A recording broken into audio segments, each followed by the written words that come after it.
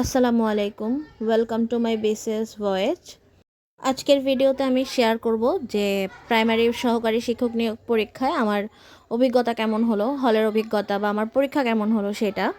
প্রথমত তো এটা আমার কোনো প্রথম পরীক্ষা না, কারণ এর আগেও আমি পরীক্ষা দিছি। চট্টগ্রাম দিছি, ঢাকায় পরীক্ষা দিছি, চট্টগ্রামের বিভিন্ন স্কুলে কলেজে আমি পরীক্ষা দিছি, জিএসসি, এসএসসি, এরপরে বিভিন্ন জবের পরীক্ষাগুলো, যেমন এনটিআরসি এর লিখিত পরীক্ষা, তারপরে এমসিকিউ এর, বিসিএস এর পরীক্ষা, অনেক কিছু। কিন্তু বরিশালে আমার দুইবার পরীক্ষা দেওয়া হয়েছে। প্রাইমারি এর আগেও একবার আমি দিছিলাম, একদম তখন হয়তো নতুন নতুন ইন্টার পাস করছিলাম তখন। এরপরে তো ইন্টার পাসে আর অ্যাপ্লাই করা যায় নাই, অনার্স করে ফেলছিল। নর্মালি আমার ওই অভ্যাসটা নাই পরীক্ষার হলে পাশের থেকে কিছু দেখে লেখা বা পরীক্ষার হলে যে কারোর সাথে কথা বলা, এই অভ্যাসটা নাই। আর আমি যে চিটাগং বা ঢাকা পরীক্ষাগুলো দিছি, এতে এমনিতে হলগার্ডদের দরকারও ছিল না, কারণ কেউ তেমন একটা কথাবার্তা বলতো না বা দেখা দেখির চেষ্টা নিজে থেকেই করতো না। কিন্তু বরিশালে একটা বিষয় আমি এর আগের বারও লক্ষ্য করছি আর এবারও লক্ষ্য করছি। প্রথমে তো হলে ঢোকার সময় কোনো সিকিউরিটি ছিল না, আমাদের কোনো চেক করে নাই।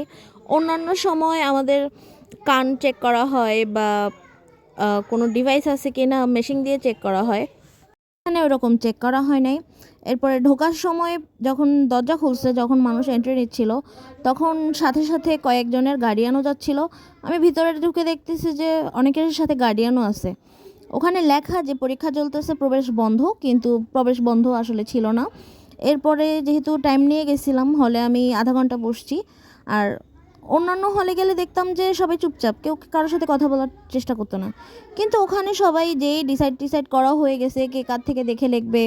তারপর ওনাদের অনেক কথাবার্তাও শুনলাম, বলতেছে যে হলে এভাবে এরকম কোনো কিছুই গার্ড দিবে না, এটা জাস্ট আই ওয়াশ। তো আমি বলতেছিলাম যে এরকম কি হয় নাকি? আর নর্মালি তো জবের পরীক্ষাতে কেউ এরকম দেখে দেখে লেখে না। আর পরীক্ষা শুরু হওয়ার আগে যখন বসে আছি, তখন একটা স্টুডেন্ট আসলো, মানে টাকা তুলতে, মানে সহায় হ্যান ত্যান বলে দেন, অনেকে টাকাও দিল। আমি তো পুরো অবাক, কারণ আমি এরকম অন্য কোথাও দেখি নাই যে পরীক্ষার হলে চাঁদা তুলতে আসতে পারে কি না। শুধু একটা ফাইল নিয়ে আসছে, তো এটা একটা নকল স্টুডেন্ট, মানে সবাই প্রবেশ করতে পারতেছিল। আর হল গার্ড যারা ছিল, ওনারা যে কান খুলে রাখার ব্যাপারটা, কান দেখানোর ব্যাপারটা, কোনো কিছুই বলে নাই। আর হয়তো এক দুইবার জাস্ট ওয়ার্ন করছে, কেউই কান খুলে নাই। ওনারা আসলে আমি ছাড়া মনে হয় সবাই জানতো যে কান না খুললে কোনো সমস্যা নাই বা কিছু। এরপরে তো সবাই যার যার মতো কথাবার্তা বলতেছিল, যে কারণে প্রচুর ডিস্টার্ব হচ্ছিল পরীক্ষার হলে। তার উপরে আসি, আমার সামনে যে একটা মেয়ে বসা ছিল, আমার মনে আছে ওই মেয়েটার নাম হুরা জান্নাত সামথিং।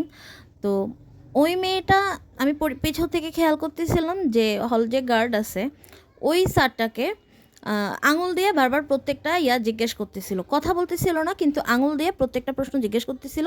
আর স্যার বারবার পাইচারি করে ওই মেয়েটার এই প্রশ্নই দেখতেছিল।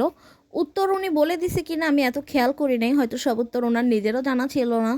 তো এরকম করে পরীক্ষা তো দিল। যখন বের হয়ে যাচ্ছি, ওই মেয়েটা বের হয়ে যাচ্ছে, স্যারও ম্যামরাও বের হয়ে যাচ্ছে, যাওয়ার সময় আবার মেয়েটাকে বললো যে কিছু মনে করিও না, হয়তো দু একটা উত্তর কম বলে দিতে পারছে, এই কারণেও হইতে পারে।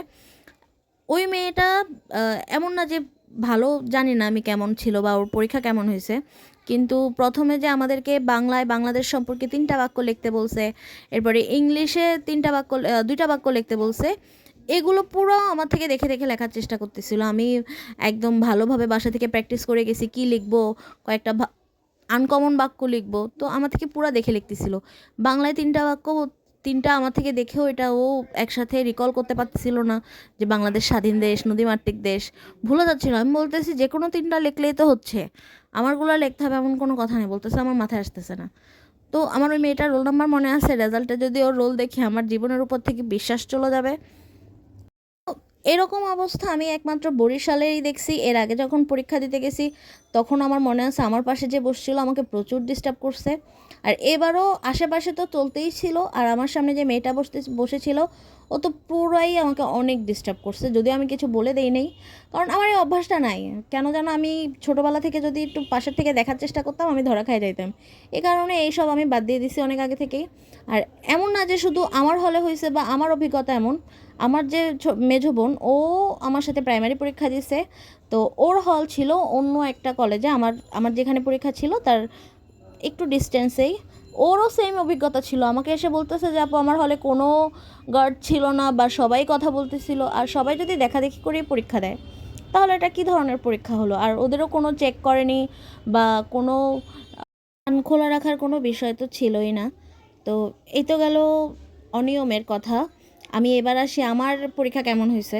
যেহেতু পরীক্ষার প্রশ্ন বলতে গেলে অনেক সোজা আসছে, আর বিসিএসের যে প্রিভিয়াস কোশ্চেনগুলো আসছে ওখান থেকেই মোটামুটি ভালোই কমন পড়ছে, কিন্তু প্রশ্ন এত সহজ আসছে যে যারা প্রিপারেশান নেয় না তারাও সহজেই 50-55 তুলে ফেলতে পারবে। যেমন আমার বোন কোনোই প্রিপারেশান নিয়ে যায় নাই, ওরও 55টার মতো সঠিক হয়ে গেছে, নেগেটিভ মার্ক বাদ দিয়েও। তো সেই তুলনায় যদি বলা যায় যে আমি এতদিন পরে কি উল্টাই ফেলছি, আমার প্রিপারেশান ধারের কাছেও নাই কোনো কিছুর। আর আমি এরকম করছি যে অনেক জানা প্রশ্ন কিভাবে ভুল দাগাইছে আমি জানি না, হল থেকে বের হয়ে সাথে সাথে আমি ধরতে পারছি বাক্যের উপাদান কিভাবে মানুষ ধ্বনি দাগায়। মানে আমি এরকম ঝামেলা করে আসছি, পাড়া প্রশ্নগুলোও ভুল দিয়ে আসছি। যেমন একটা ফাংশনের অঙ্ক ছিল যে শুধু আমার ওখানে এক্সের জায়গায় জিরোর মানগুলো বসাইতে হইতো। ফাংশনের অঙ্কগুলো বাড়িতে যাওয়ার আগেও আমি আমার ক্লাস 9-10দের করাই গেছি। আমি কি হয়েছে জানি না, আমার মাথায় কি চলতেছিল, আমি জিরো মান না বসায় যতগুলো মান অপশানে ছিল সবগুলো নিয়ে টাইম পাস করে আসছি। বের হয়ে আমার ইচ্ছা করছে যে আমি আমার নিজের মাথা ফাটাই ফেলি কোনো কিছুর সাথে মাথা বাড়ি দিয়ে।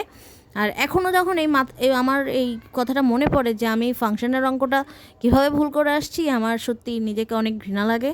তো কোনো রকম হয়তো কেটে ছেটে 65-র আশেপাশে আসতে পারে, মনে হয় না এতে এতে কোনো লাভ হবে। আর পরীক্ষা শুনতেছি যে বাতিল হবে, বাতিল হইলে আমার মনে হয় না যে আমার এখানে কোনো বেনিফিট আছে, কারণ আমি তো এত ভালো পরীক্ষা দেই নেই। পড়ালেখায় আমার এখনও নিজের অনেক ভুল আছে, এগুলোকে আমার ঠিক করতে হবে।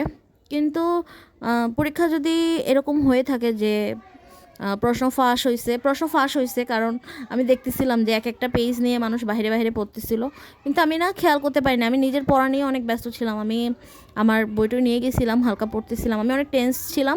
আমার মেজো বোন একদমই টেন্স ছিল না।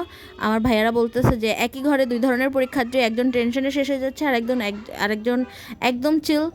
পরীক্ষা বাতিল হবে কি না জানি না, কিন্তু আমার জব না হোক, আমি চাই, যেহেতু এটা শিক্ষকতা একটা মহান পেশা আর অনেক গুরুত্বপূর্ণ একটা পেশা আমাদের সমাজের, তো এমন লোক আসুক যাদের সত্যি যোগ্যতা আছে, বাচ্চাদের কিছু শিখাইতে পারবে, বাচ্চাদের যেন কোনো ক্ষতি না হয়।